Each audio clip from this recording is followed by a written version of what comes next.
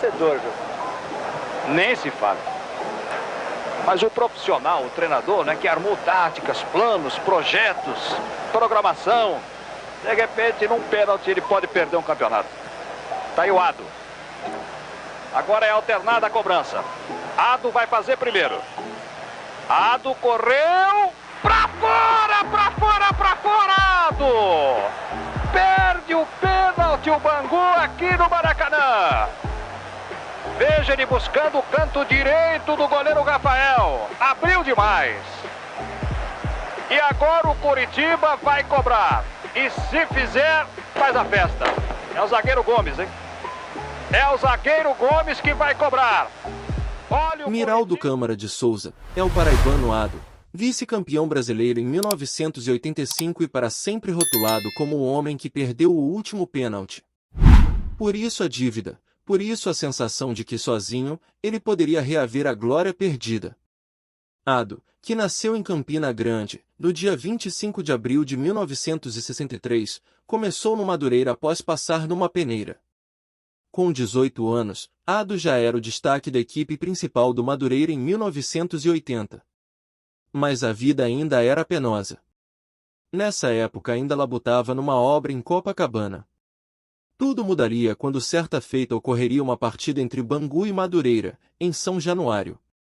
A ótima atuação levou Carlinhos Maracanã, que assumirá o cargo no Bangu de diretor de futebol, a comprar o seu passe junto ao Madureira. Na época, o treinador do Bangu era Jorge Vieira e Vilmar, o dono da posição. Durante um jogo-treino contra o Bom Sucesso, o comandante chamou o titular num canto e lhe informou que gostaria de dar uma chance ao garoto estreante. Castor, no começo, não levou muita fé no presente de Carlinhos Maracanã. O rapaz tinha 1,65 metros de altura e pesava cerca de 56 quilos. Do infantil ao profissional, os adversários de Ado debochavam do porte físico dele. Alguns o chamavam até de caveira. Ado respondia com um festival de dribles desconcertantes e humilhantes. Era esse o seu estilo. A estreia no Bangu, segundo dados do pesquisador Carlos Molinari, aconteceu no dia 15 de janeiro de 1983, contra o Bom Sucesso. O placar foi 3-0 para o alvirrubro. Ado era um dos destaques do Bangu nos anos 80, até o ano de 1985, na fatídica final diante do Coritiba. A cena transformou-se em um fantasma que ainda hoje persegue o ponta-esquerda Ado, pelas ruas de Bangu, subúrbio do Rio de Janeiro.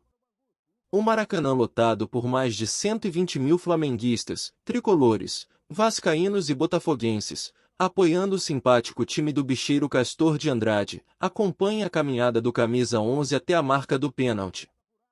O experiente Rafael lhe entrega a bola e vê a ansiedade do garoto de 22 anos, que aperta com força a imagem de Nossa Senhora Aparecida pendurada no calção, e provoca, vai ser uma briga boa, entre a sua Nossa Senhora e o meu São Judas Tadeu.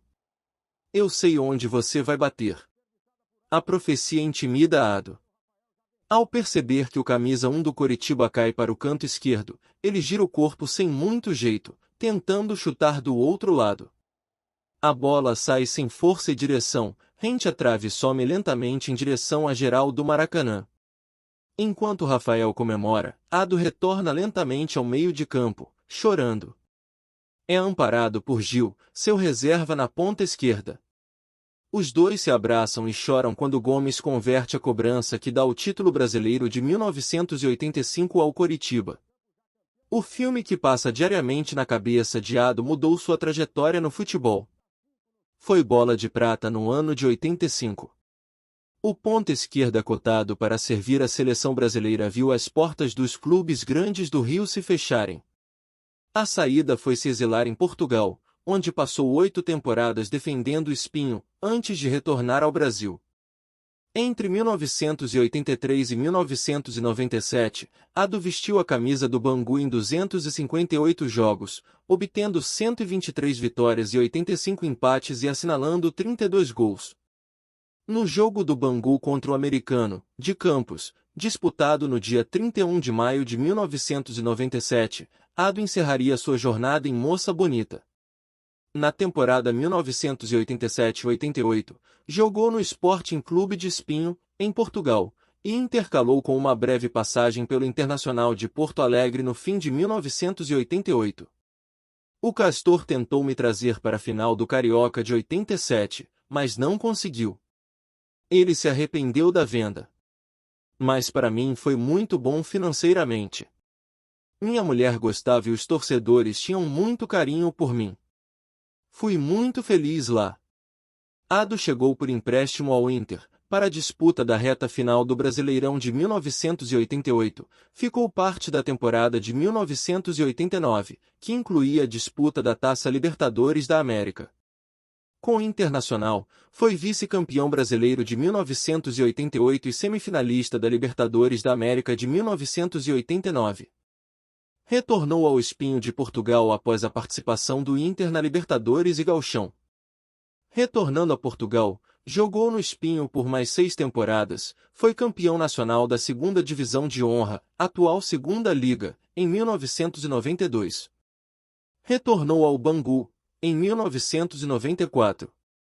Posteriormente jogou no Friburguense Atlético Clube, 1995, e no Barreira, 1996. Retornou ao Bangu mais uma vez em 1997. No dia 1º de junho de 1997, fez sua última partida em Moça Bonita, totalizando mais de 200 jogos pelo Alvirrubro. Seu melhor momento ocorreu exatamente 3 dias antes da grande desgraça. Meu jogo inesquecível foi o Bangu e Brasil de Pelotas, no Maracanã, quando fiz um gol que garantiu o time na final. Final que sempre que aparece em algum programa de TV mostra o pênalti perdido por Ado. Uma vez por ano, pelo menos, algum jornalista procura um contato do ex-ponta esquerda, para que ele fale novamente sobre o lance que tirou o título do Bangu, como se toda sua carreira ficasse restrita a esse chute. Após 1998, atuou em clubes da Indonésia, do Peru e encerraria a carreira de futebolista pelo Campo Grande Atlético Clube em 2002. Porém, ainda naquele ano, foi contratado pelo Séries Futebol Clube para ser auxiliar técnico do treinador Luiz Alberto. Após acompanhar alguns treinos da equipe, percebeu que ainda poderia ajudá-la dentro de campo e disputou a 2ª divisão do Campeonato Carioca de 2002 e 2003 pelo Alviceleste Bangense. Aonde, enfim, com mais de 40 anos, encerrou sua carreira. Mas o fantasma do pênalti de 1985 nunca mais o abandonou, mesmo quando decidiu assumir a carreira de técnico, com passagens, inclusive, pelo futebol árabe. Quando alguém perde um pênalti sempre tem um amigo que diz, tá vendo, é normal. Os jogadores perdem, mas não é a mesma coisa. Eu não me perdoo até hoje, declarou, com olhar marejado e voz embargada. Tal como os ídolos Barbosa, Bigode, Danilo, Juvenal, Izinho e Ademir de Menezes, que sofreram até o último suspiro a dor pela derrota na final da Copa de 1950, Ado nunca mais conseguiu rever a cobrança daquele pênalti. Rever o seu ocaso. Não passa, é difícil virar essa página, foi um dos castigos mais doídos da minha vida. E aí galera do Só Pôster e Fotos de Times de Futebol? Gostaram da nossa história de hoje? Deixe seu like, curta e compartilhe as nossas histórias. Deixe seu comentário com dicas e sugestões de novas histórias e fatos marcantes do nosso futebol. E até a próxima!